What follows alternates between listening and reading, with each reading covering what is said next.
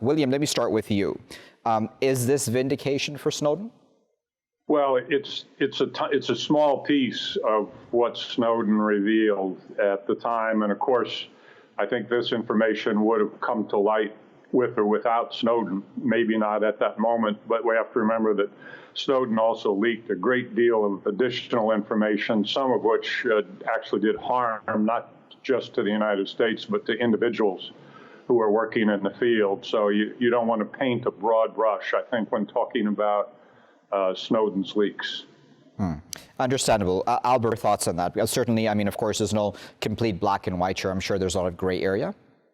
I think it's really important to start to see the courts pushing back on the sort of unlawful mass data collection that has been, so prominent in the U.S. for nearly 20 years now.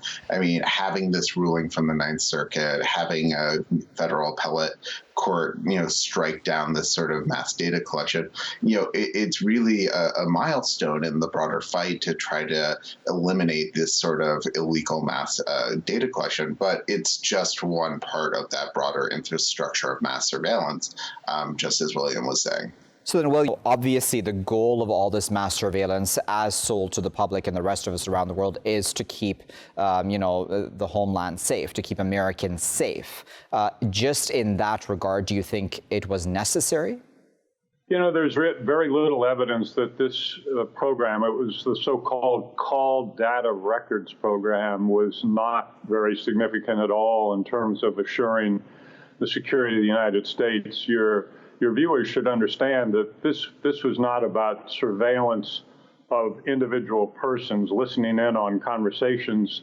This was about collecting the records of the communications that individuals had. The numbers dialed, the to and the from, the location. Of course, a lot can be derived from that information, but it's not the content of the communications that was being collected.